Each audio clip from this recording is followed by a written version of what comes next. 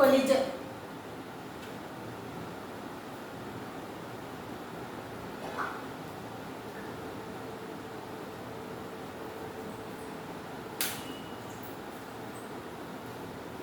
In general, collision means striking up of two bodies. But in the language of physics, collision means redistribution of total momentum of the bodies when they approach each other.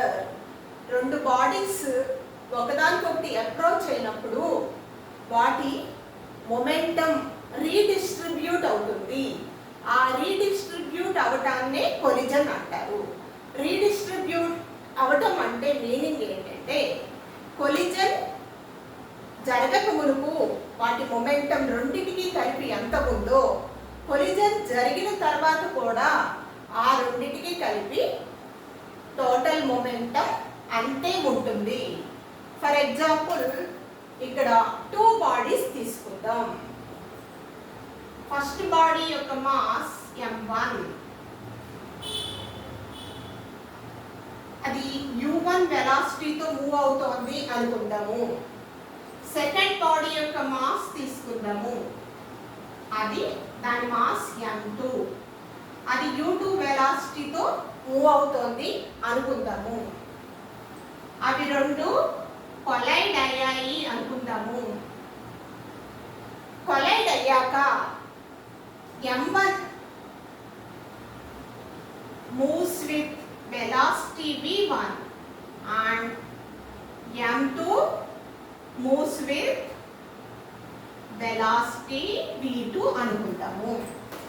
First body యొక్క mass m1, అది దాని velocity u1. Second body యొక్క mass m2, దాని velocity u2. Collision జరిగింది. Collision జరిగాక m1 velocity v1, m2 velocity v2 అని ఇప్పుడు తీసుకున్నాము.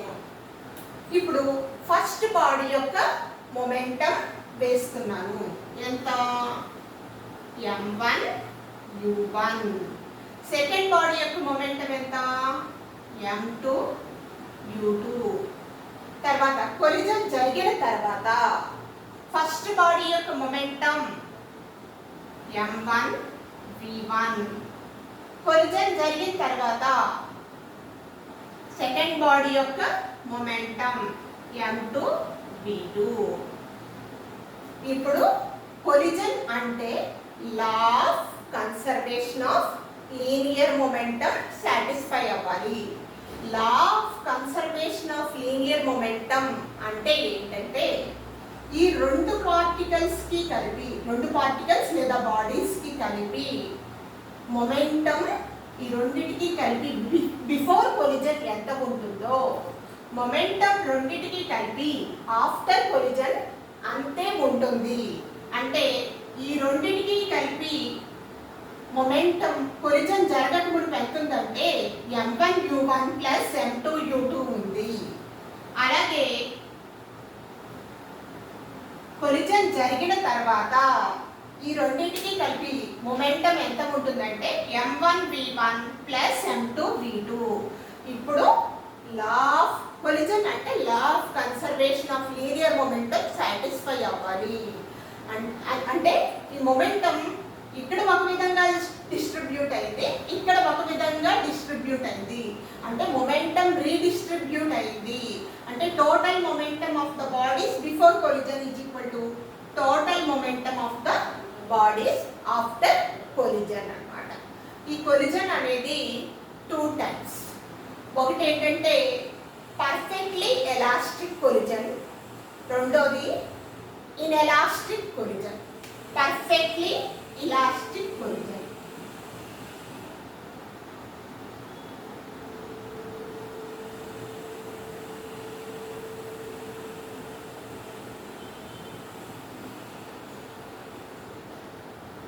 పర్ఫెక్ట్లీ ఎలాస్టిక్ కొలిజన్ అంటే ఏంటంటే when kinetic energy remains constant in the collision, that collision is said to be perfectly elastic. అంటే kinetic energy constant గా ఉంటుంది అంటే అర్థం ఏంటంటే కన్సర్వ్ అవుతుంది.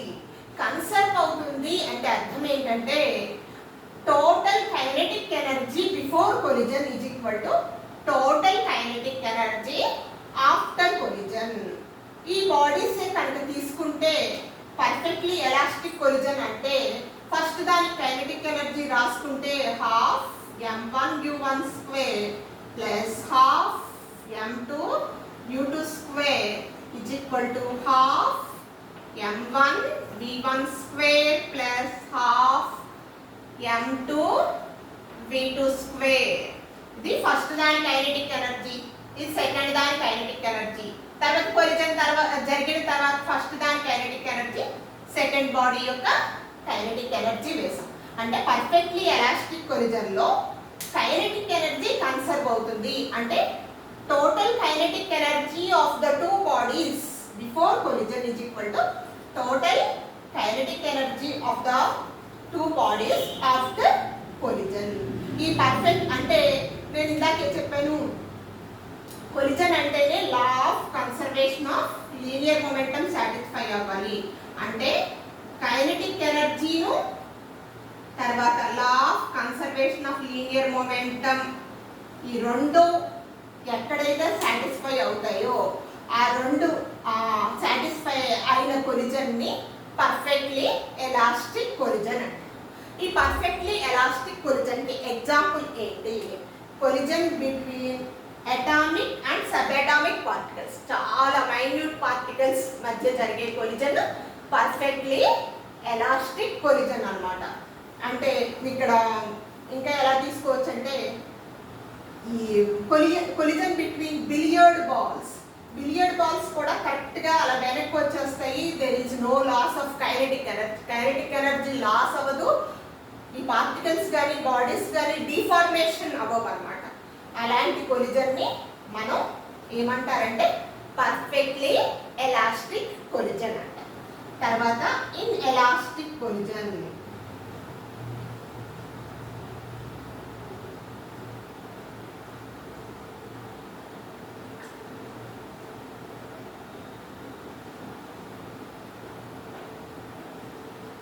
when kinetic energy is not constant in the collision, then that collision is said to be inelastic collision. అంటే kinetic energy constant గా ఉండదు, అంటే కన్సర్వ్ అవ్వదు. ఆ కన్సర్వ్ అవ్వని కొలిజన్ ని ఏమంటారంటే ఇన్ఎలాస్టిక్ కొలిజన్ అంటారు.